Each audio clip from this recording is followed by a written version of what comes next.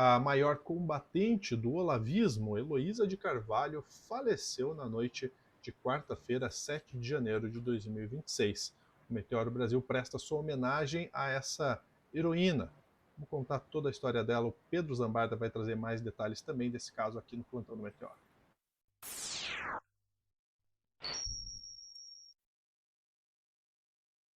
Lúcio, tá sem trilha, né? Eu Deixa não coloquei trilha. Deixa sem. Gente, acho que esse talvez seja um dos piores cortes que eu tô gravando na minha vida. E a Elo era uma amiga minha de quase uma década. Ela era minha fonte de muitas reportagens. Fui o primeiro jornalista a entrevistá-la quando ela rompeu com o Olavo de Carvalho. Foi quando, no lançamento do filme Jardim das Aflições, em que ela denunciou os abusos do pai dela em casa. Eu a entrevistei. Nós conversamos depois num almoço e ela me confidenciou, inclusive, que ela tinha me gravado na entrevista porque ela não confiava em mim a priori. Ela sempre foi muito inteligente. A gente desvendou pela primeira vez na imprensa como foi a ida do Olavo de Carvalho para os Estados Unidos,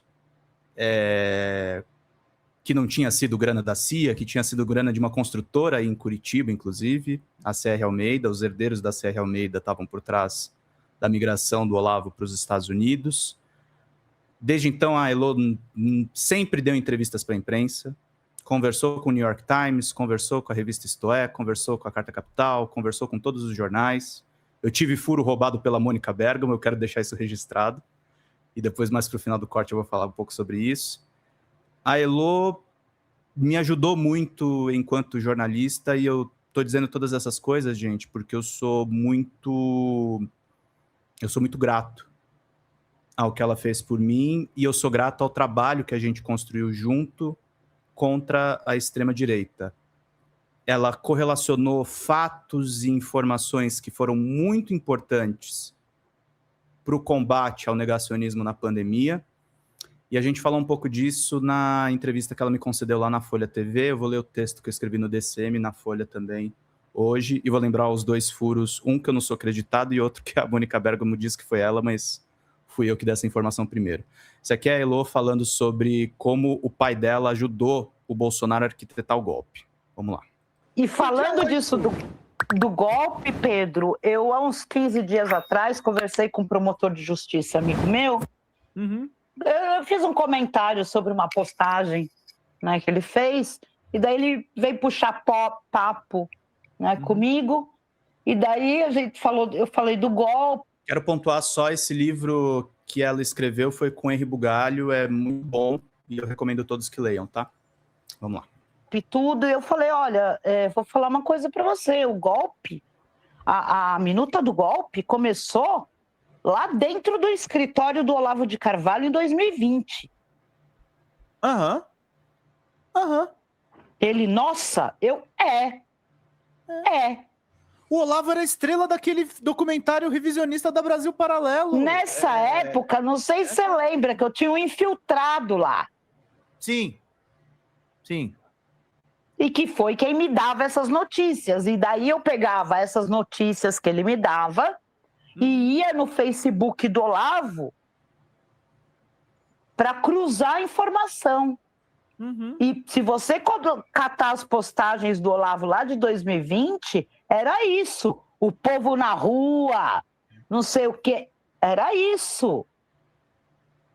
E foi o Olavo que, assim, começou a traçar lá a minuta. E nessa época, Eduardo, Alan, um monte de deputado do Bolsonaro não saía da casa do Olavo, lembra? Até o tonto do Nicolas foi visitar, lembra? Até o babaquinha, Achando que tava botando a banca. Putz, coitado, né? Moleque. Então, a coisa é muito grave. Continua sendo, Pedro. Essa gente ainda está aí, fazendo congresso, fazendo reuniãozinha, lançando livro. botando o nome do seu pai em avenida, em praça, eles vão tentar de novo. Vão, porque eles não têm mais para onde ir.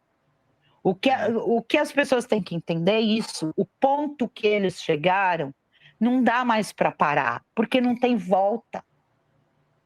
Se essa gente parar, o que eles vão fazer da vida? Não tem. Quem vai dar um emprego de confiança para um ser desse?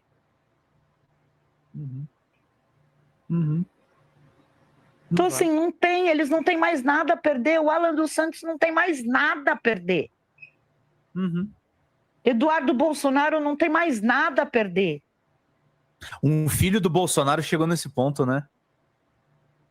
Que triste, né? Eu acho até triste, porque, assim, isso mostra a incapacidade, né? O quanto eles são incapazes de qualquer coisa. Nem, tentaram dar um golpe, não conseguiram. Né? Tentaram matar o presidente, o vice-presidente, né? E o Xandão, não conseguiram. Né? E aí, Lúcio, para ilustrar o trabalho da Elo, eu escrevi esse texto hoje e eu vou ler para vocês aqui. Eu vou ler um segundo texto também que eu escrevi um pouco antes de entrar aqui na live. Morta hoje, Heloísa de Carvalho foi vítima e algoz do seu pai Olavo. Ela lutou contra o olavismo e foi a sua maior inimiga. Morreu na noite desta quarta a ativista Heloísa de Carvalho Martinha Ribas, que foi filiada ao PT e ao PSOL. Filha primogênita do guru bolsonarista Olavo de Carvalho, ela denunciou o próprio pai desde 2017. Só para dar detalhes sobre a morte dela, tá, gente? Foi um combo de remédios e, enfim, ela estava numa situação muito complicada, muito pela falta também de acolhimento dentro do nosso campo. Por isso que eu estava falando sobre isso no corte do Frota, tá, gente? De acordo com o boletim de ocorrência divulgado pela revista Fórum, e eu olhei esse boletim, tá? Tudo é verdade, o que foi apurado pela Fórum. Seu corpo foi encontrado por um amigo que entrou em contato com a Polícia Civil. Os agentes chegaram em sua residência em torno das 22h52 e ficaram no local até as 2 da madrugada. Foi após uma carta aberta publicada em setembro de 2017, rompendo relações com Olavo, que Heloísa de Carvalho concedeu uma entrevista exclusiva ao Diário do Centro do Mundo, DCM, falando sobre como ocorreu a mudança do guru para os Estados Unidos. Heloísa contou com documentos e informações checadas como o empresário Guilherme Almeida bancou o Olavo nos Estados Unidos. Guilherme é filho de Cecílio do Rego Almeida, fundador da construtora CR Almeida, que foi investigada na Lava Jato, inclusive. Morto em 2008, Cecílio deixou um império avaliado em 5 bilhões de reais. O pai nunca perdoou a filha pelas entrevistas com denúncias e ordenou que seus seguidores a atacassem em todas as frentes. Excluiu Heloísa do testamento após a sua morte em 24 de janeiro de 2022. A filha primogênita de esquerda defendia até o fim da sua vida que o pai teria morrido por complicações da Covid, uma vez que ele era negacionista da vacinação na pandemia. Olavo, por outras vias, destruiu a saúde psicológica da sua própria filha. Em uma reviravolta na disputa entre os herdeiros, os irmãos de Heloísa no Brasil, muitos deles bolsonaristas, se uniram à irmã excluída da herança na disputa contra a madrasta Roxane e seus filhos dos Estados Unidos. Muitas denúncias contra o bolsonarismo. Heloísa não só se colocou contra o pai, mas também foi a primeira a descobrir a localização de Fabrício Queiroz, o ex-faz-tudo de Bolsonaro em Atibaia, e tentou avisar a imprensa antes da chegada da polícia. Graças às suas denúncias, ela brigou publicamente com Fred Wassef, isso eu estive pessoalmente envolvido, que foi advogado da família Bolsonaro. Heloísa de Carvalho também denunciou a teia de seguidores de Olavo de Carvalho, que criaram o Gabinete das Sombras no governo Bolsonaro durante a pandemia, entre muitas outras denúncias. O adeus. Heloísa e eu mantínhamos um contato próximo como jornalista e fonte. No último domingo, dia 4 de janeiro, ela me pediu ajuda para criar uma vaquinha para tratamento dentário. Sempre me deixou claro que nunca enriqueceu com as denúncias seríssimas que ela fez contra o pai dela. Nunca foi totalmente abraçada pela esquerda e sempre foi odiada pela extrema-direita. Elo foi uma heroína que ajudou a desmontar o principal ideólogo da extrema-direita, que a luta dela inspire muitos outros a se revoltarem contra essas ideias nefastas, que matam as pessoas e que mataram as pessoas nos piores anos de Bolsonaro no poder. Que Elô encontre sua paz, depois de muito sofrer. Obrigado por tudo que você me fez, minha amiga. Eu tô destruído, mas eu vou ler um segundo texto que eu escrevi um pouco antes de eu entrar aqui ao vivo. E obrigado a todo mundo que está prestando solidariedade. Quero mandar um beijo para todo mundo. Mas eu escrevi esse texto aqui, O Adeus para Heloísa de Carvalho, a maior inimiga do olavismo, a minha despedida. É uma continuação daquele outro texto, tá, gente? O texto sobre as contribuições factuais que Heloísa de Carvalho, sobre as contribuições factuais de Heloísa de Carvalho na denúncia de Olavo de Carvalho para a imprensa, eu busquei resumir no Diário do Centro do Mundo, DCM. Neste texto, aqui na Folha TV, eu abordo mais a pessoa na intimidade que era Elô. Nós brigamos algumas vezes, tivemos 2 projetos de livro que nunca se finalizaram, que ela pretendia escrever comigo. Nem sempre eu fui fácil, ela também não era nada fácil, mas dizia que eu era o filho de consideração dela, e eu acreditava muito nisso. Nunca nos desrespeitamos, havia sempre limite e muito afeto, mas além dos afetos, eu sempre busquei pontuar que eu era um jornalista atrás de informações, e ela era uma pessoa disposta a contribuir na luta contra a extrema-direita. E as pessoas nem sempre foram generosas com a Elô. Em muitas oportunidades eu pedi a Heloísa que tentasse esquecer os traumas que envolveram as brigas públicas com seu pai. Eu dizia que, principalmente após a derrota de Bolsonaro, era interessante que ela buscasse uma nova vida e novos desafios. E ela encontrou muito disso na militância pró-cannabis. Chegamos a fazer lives especiais sobre esse assunto, muito censurado no YouTube, na época em que o canal se chamava Folha Democrata. Elô era uma colaboradora fixa. A briga dela não foi somente contra o pai. Olavo, sem dúvida, foi a pessoa que mais a enfrentou, assim que se sentiu traído, mas haviam também os irmãos e os aliados do pai.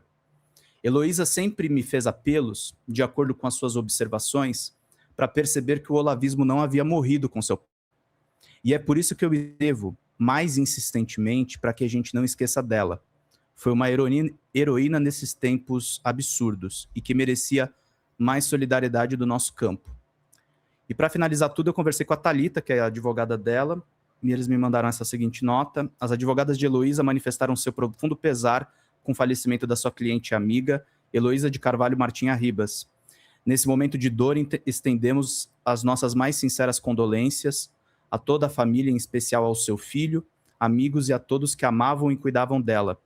A trajetória de Heloísa, marcada por lutas sociais fundamentais, nos inspira a reforçar um compromisso que vai além do âmbito jurídico, a importância do cuidado integral. Seu legado nos lembra que a defesa da dignidade humana passa também pela atenção dedicada à saúde mental e pelo amparo solidário aos que estão enfermos ou na melhor idade.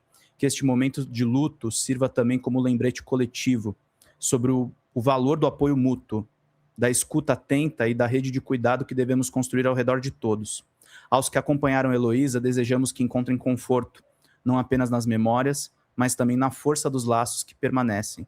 Com solidariedade e respeito, Thalita de Camargo da Fonseca, a Lívia Bueno e a Isabela Jamar. Essa é a nota das advogadas.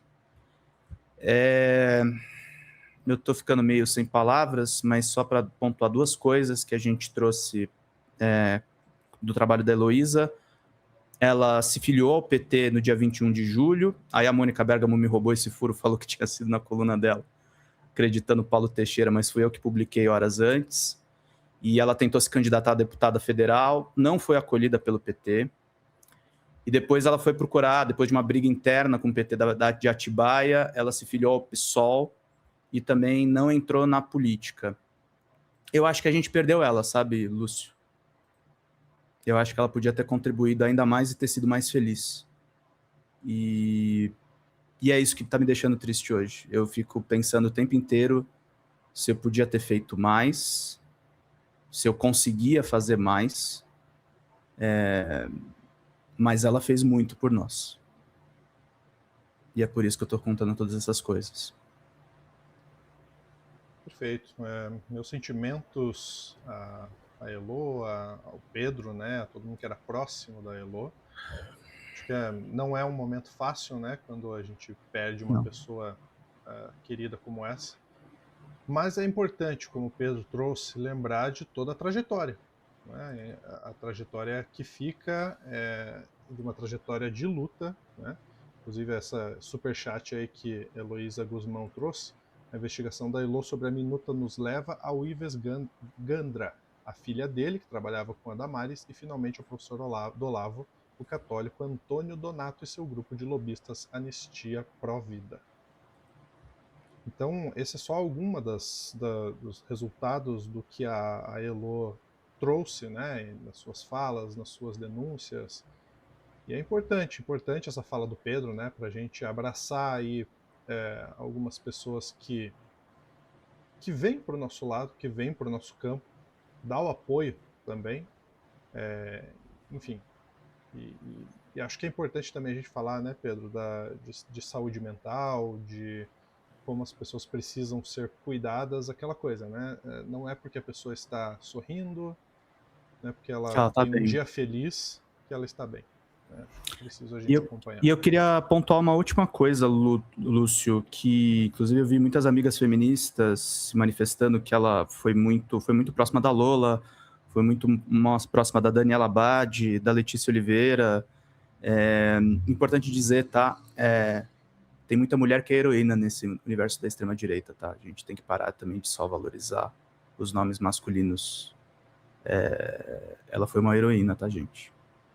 E a gente não cuidou de uma pessoa que se voltou contra o próprio pai para trazer as informações que ela trouxe. Não foi fácil, gente. A gente fica por aqui, lembrando sempre da trajetória aí da Elô. Grande abraço. Até a próxima.